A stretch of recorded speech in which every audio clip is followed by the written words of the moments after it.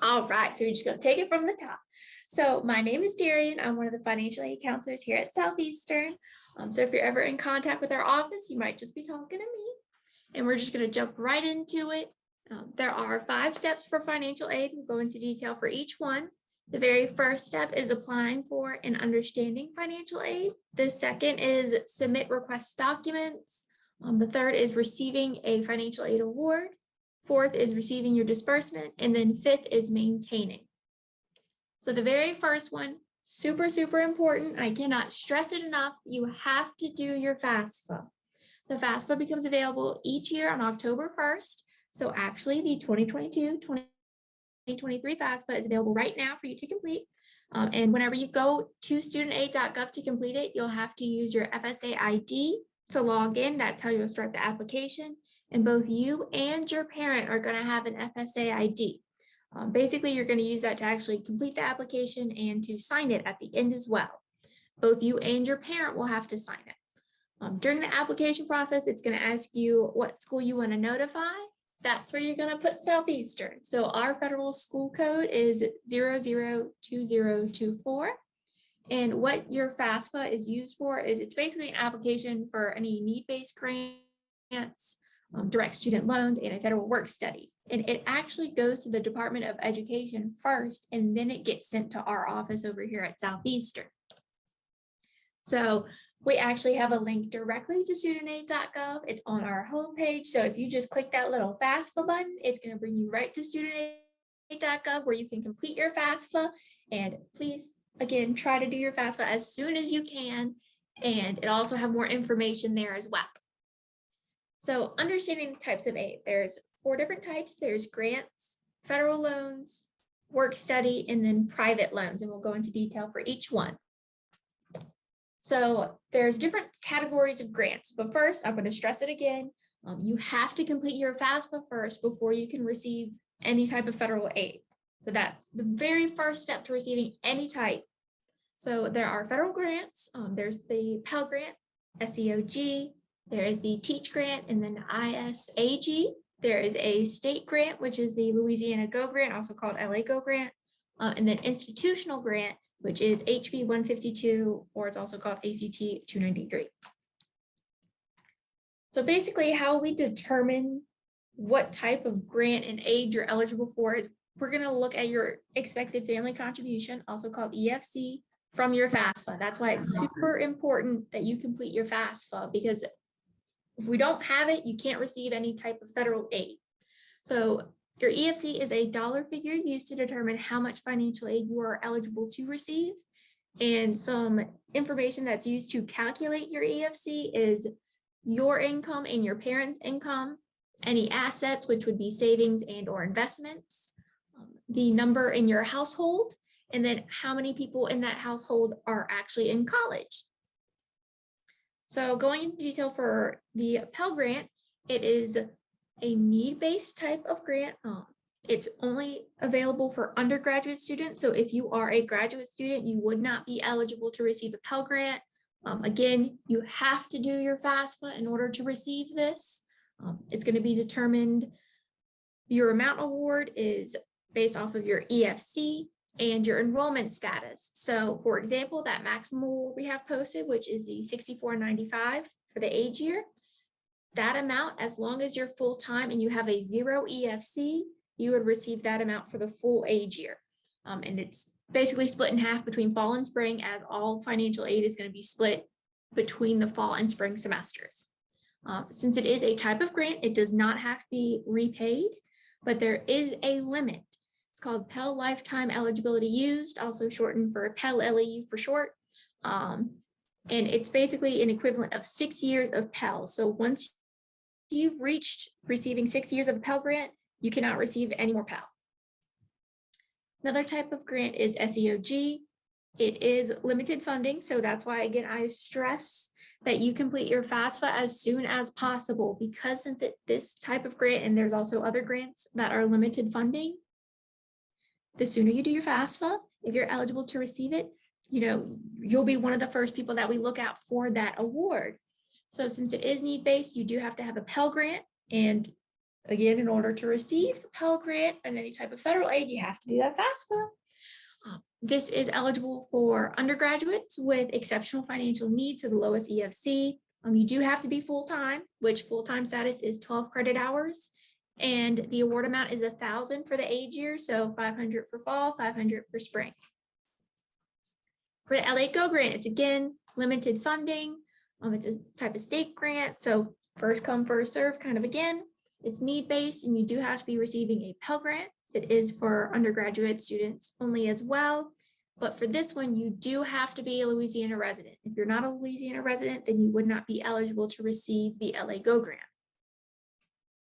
All right, federal loans. There's 4 different types. There's subsidized, unsubsidized, parent plus loan, and grad plus loan or graduate plus loan.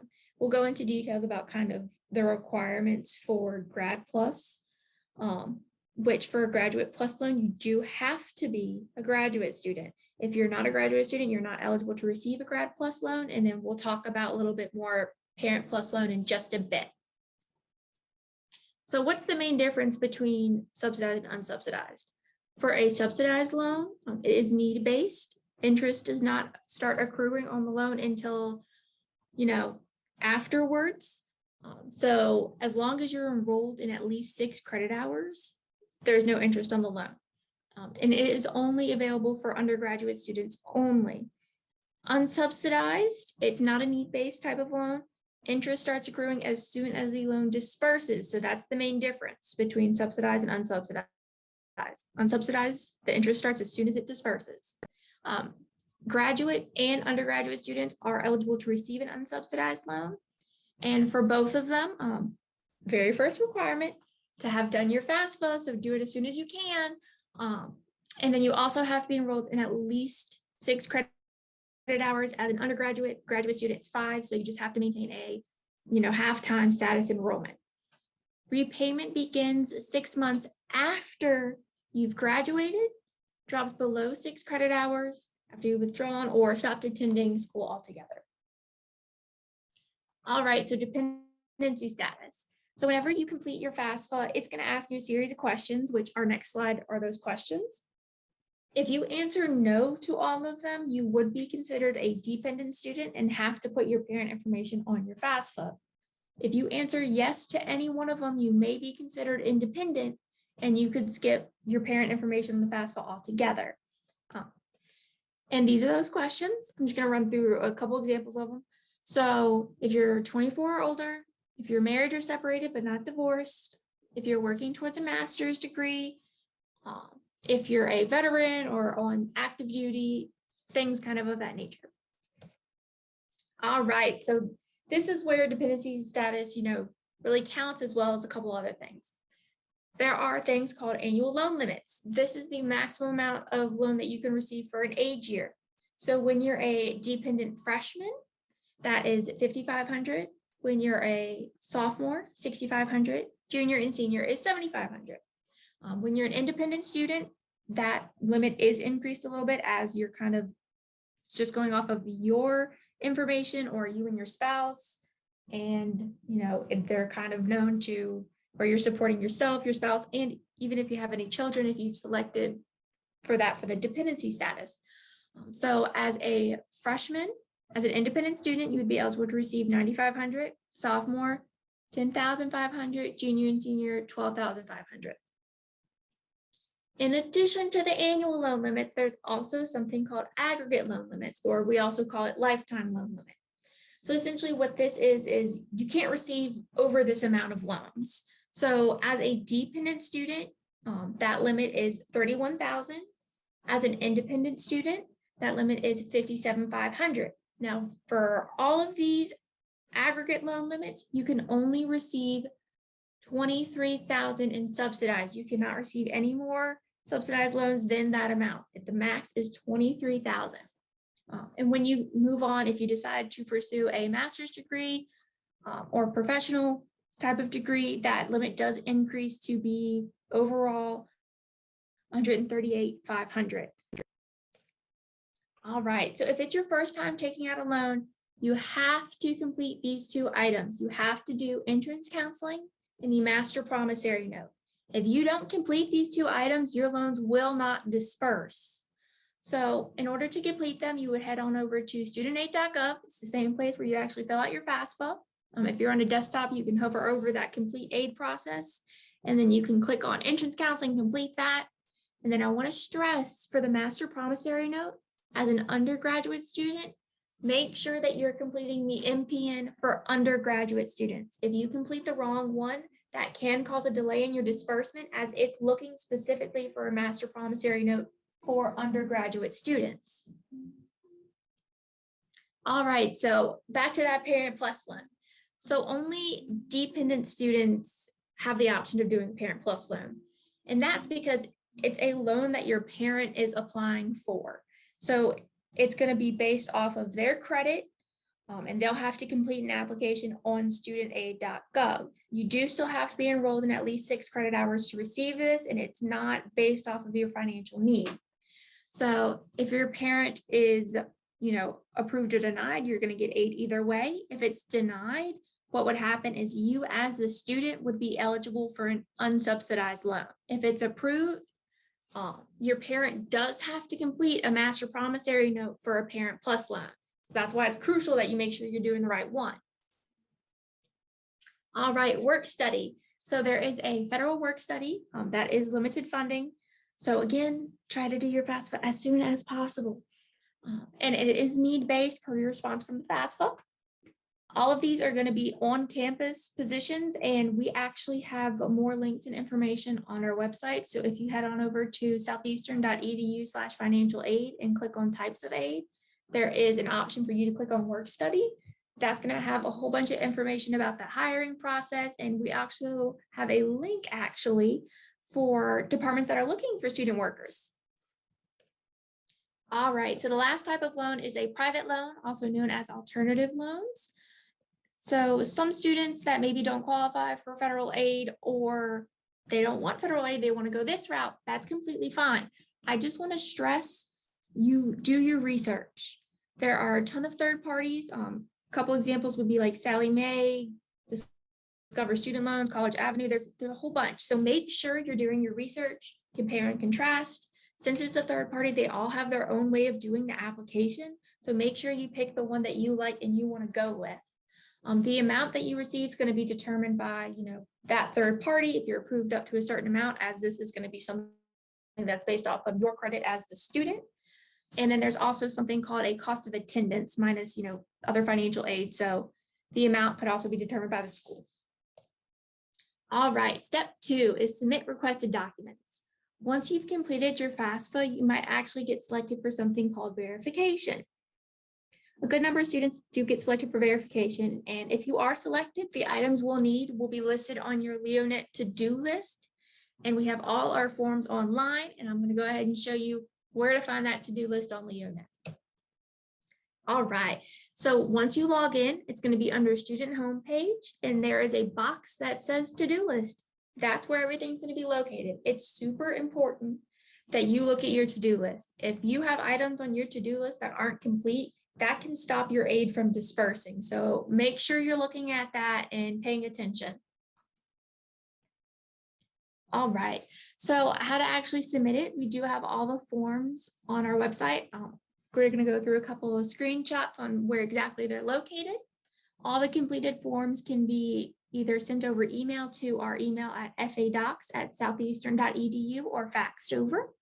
And if you have any questions on kind of what exactly you're submitting or just general questions, you can send an email to finaid@southeastern.edu and we'll answer you there. So that way, if it's a question about what you need to submit, you'll know exactly what to send to FADocs. All right, so now we're going to show you how to get there. So if you're on a desktop, you would just go to southeastern.edu and then hover over that admissions tab. It's going to do a little drop down, and from there you'll click financial aid. If you're on your cell phone, you'll have to click the little 3 lines to get to the menu and then find financial aid and click it from there. Once you're here, we have it right on the home page. It's under the forms button. So you'll click that very middle forms button and it's going to bring you to this page. This page has all the information you'll need.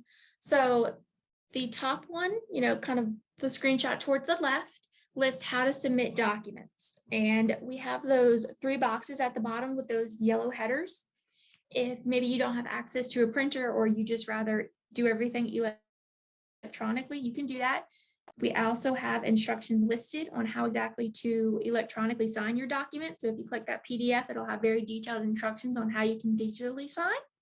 And then let's say you have printed out things or you have things that you have to scan in and send over.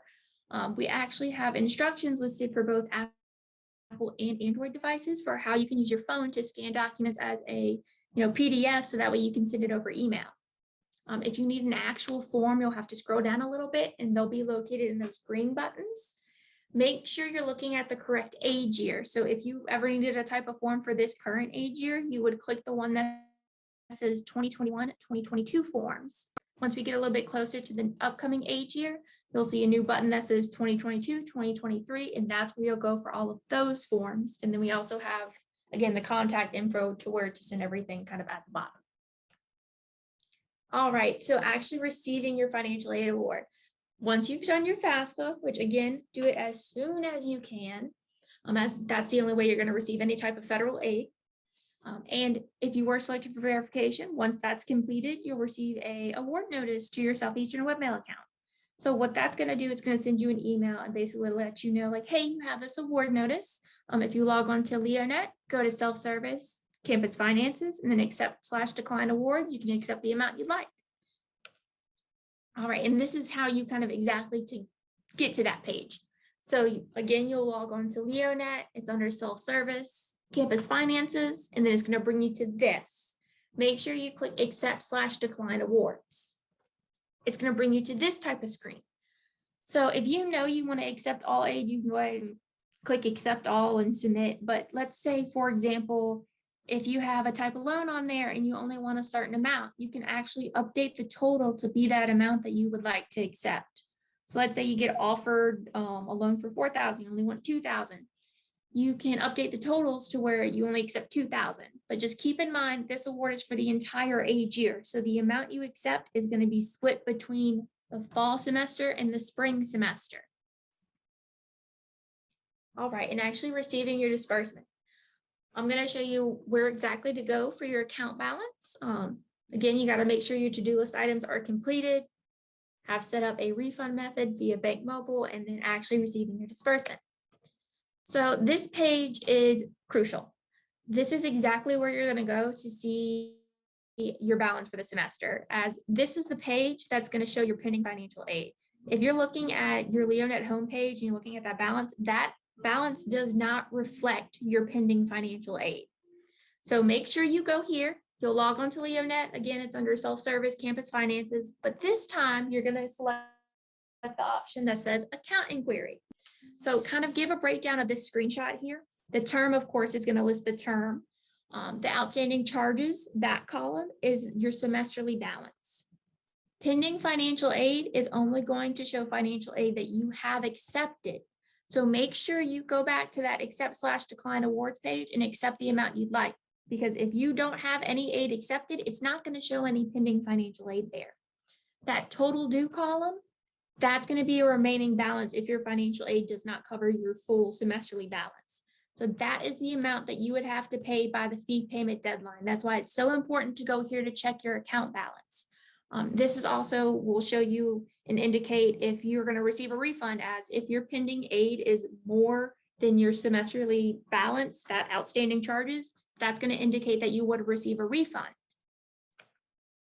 All right, and then actually receiving your disbursement.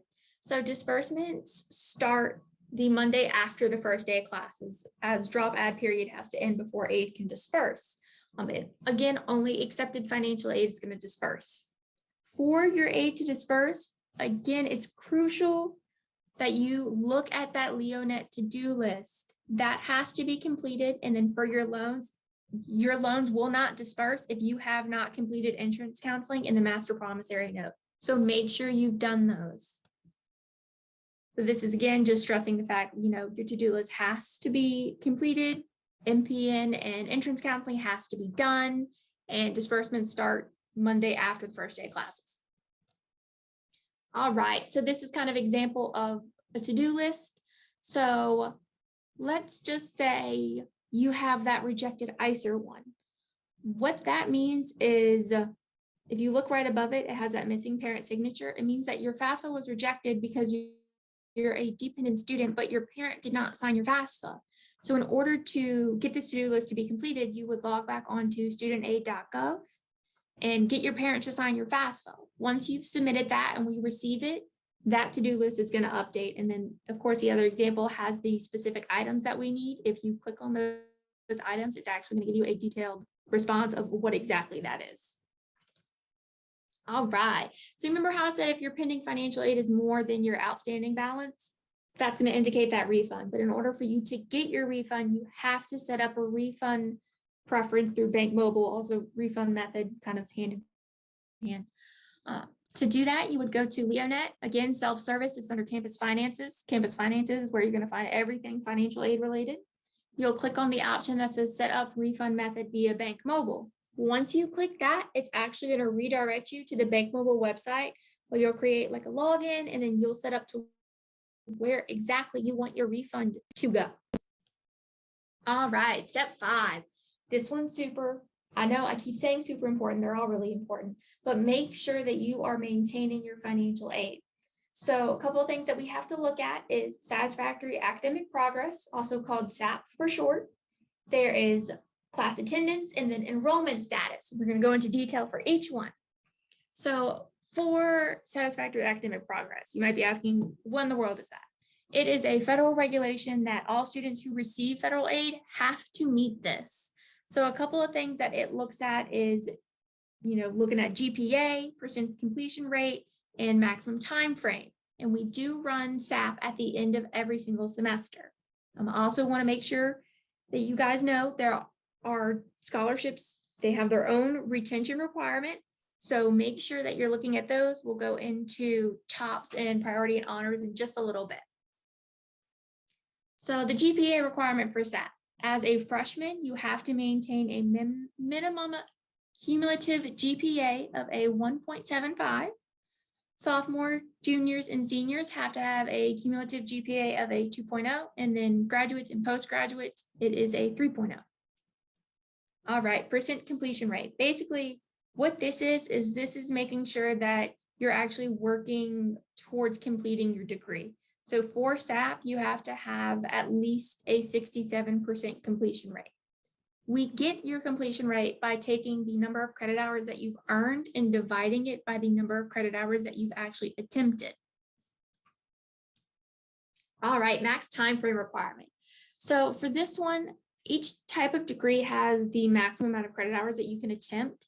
So if you exceed over 180 credit hours attempted working towards your first bachelor's degree, you would not meet SAP because of you've reached the max time frame requirement.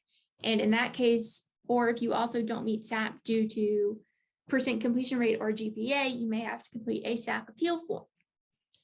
So we actually have the full SAP policy posted online, as well as more information regarding the SAP appeals. And I'm going to show you screenshots on how exactly to get to that. So again, it's just southeastern.edu/financial aid. Once you get to the Office of Financial Aid webpage, it's under policies. Once you'll click policies, they have that SAP button. You'll click that. It's going to give you the full SAP policy, kind of the process of SAP appeals and the SAP appeals form, where it's located. It's actually located on our forms page. All right, non-attendance. So your professors are taking attendance on whether you are attending courses regularly and punctually. You have to make sure you're actually attending the courses that you're enrolled in, as if you're not, and if you're marked as non-attendance for all of your courses, all of your financial aid can get canceled. So make sure that you are actually going to your classes on time and you're going every day.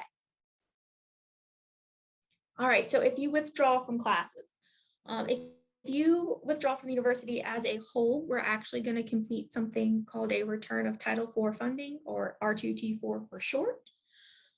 Basically, what an R2T4 is it's calculating the amount of aid that you have earned. And once we complete the R2T4, you'll see a chargeback on your account for the amount of financial aid that you have not earned. All right, and if you want to actually resign from the university for the semester, you do have to complete a resignation request. So how you would get to that is you would go to southeastern.edu/registrar. It's under updates and requests, and you would click resignation request. That resignation request page is going to give you a whole bunch of information, and it's going to tell you, okay, you have to complete all of these steps in order to resign from the university. One of those steps is actually contacting our office. So make sure that you go through all of those steps. All right, now we're going to talk about TOPS and scholarships. So for TOPS, you do have to complete your FAFSA by July 1st every year in order to receive it. Again, doing your FAFSA as soon as you can, best thing possible. So if you have time to, do that 22, 23 FAFSA whenever you get home today, that would be a good time to do it. We also have the, kind of award amounts for TOPS listed. It's going to be based off of your ACT score and your GPA. I do want to note that if you are eligible to receive the TOPS Tech Award at Southeastern, one of the requirements to receive it is that you have to be working towards an associate's degree in industrial technology. If you're not working towards that degree and you're only eligible to receive TOPS Tech Award, you're not going to receive it, as you have to be working towards that type of degree. So TOPS retention requirements. It's extremely, extremely crucial that you make sure you're meeting these retention requirements. So for TOPS specifically, you have to be enrolled full-time on the 15th day of classes every semester. And the most important one is make sure you earn those 24 credit hours for each academic year. So that includes fall, spring, summer, intersession, and terms. You have to earn 24 credit hours to keep your TOPS award. There's also a GPA requirement. It's going to kind of be based off of how many credit hours you've earned. So if you're below 24 credit hours, it's a 2.0 GPA, 24 to 27, 2.3, 48 or more, 2.5. And if you are receiving TOPS performance or TOPS honors, it's a 3.0 GPA. And you do have to maintain continuous enrollment through fall and spring semesters. All right, so these are some of our beginning freshman scholarships. It's priority and honor scholarships. These are awarded based on, again, what your ACT score is and what your high school GPA is. So the retention requirements for the priority and honors, it's higher than the TOPS. So if you have both TOPS and priority or TOPS and honors, make sure you're meeting these retention requirements. So to keep your priority and honor scholarships, you have to maintain and earn a minimum 3.0 semesterly and cumulative GPA. You have to be enrolled full-time each semester. And then this is the most important one. You have to earn 30 credit hours per academic year. So between fall, spring, and summer. If you don't earn those 30 credit hours, you will lose your priority or honor scholarship. You have to earn these credit hours, so it's super important. So let's say, for example, you only earn the 24 credit hours as required for TOPS between fall and spring. If you have priority and honors and you want to keep it, you have to take, at that point, if it's in the spring, you'll have to take summer courses in order to meet that 30 credit hour requirement. All right, and then we also have something called Scholarship Online Inquiry. This is something that you can actually enroll in to be in our scholarship database on your LeoNet account. So once you log in, it's under self-service. It's just called Scholarship Online Inquiry. You'll hit, that you're interested and then save. I do want to let you know ahead of time that if you decide to go back in it a little bit later, it does not save your answer. So once you've saved it, you're in our scholarship database, you are good to go. And if there is a scholarship that pops up that you are eligible for, you'll actually get an email to your Southeastern webmail account about it. We also have all that scholarship info. So if you've, gotten to spring semester, you're like, oh, what was those credit hour requirements again for priority and honors? If you hit new beginning, new freshman, that's going to show the scholarships for new beginning freshmen. It'll have those retention requirements again. So make sure you are meeting those. And then we also have the scholarships by college, all that good stuff. And if you ever have any questions about scholarships, we do have a scholarships email. So it's scholarships@southeastern.edu. So you can send that email any questions you might have and you'll get a response there. All right, so some frequently asked questions. So you might be thinking to yourself, okay, how do I repay these loans that I've taken out? So you can actually do that by contacting your loan servicer. So how you find your loan servicer is you would go back to studentaid.gov and you would log in on your account dashboard. You're going to see a section called My Aid. You'll click that and you'll see another button that says View Loan Servicer Details. That's who you'll contact to begin repayment. And if you really want to, it's an option. You can start repaying on your loans while you're still enrolled. It's not required, but if you want to, you can do so. Next question is, when should I complete the FAFSA? Again, the sooner the better. It opens up every year on October 1st. So the 2022-2023 FAFSA is already available for you to complete. So again, do it as soon as you can. And then you might be thinking, what happens if I don't meet the retention requirements for TOPS or the Southeastern scholarships? If you don't meet that credit hour retention requirements, you would lose the award. That's why I stress that it's so important that you're meeting those. If you lost it because you didn't quite meet the GPA, if you bring that GPA back up to what it needs to be, you can receive the award again.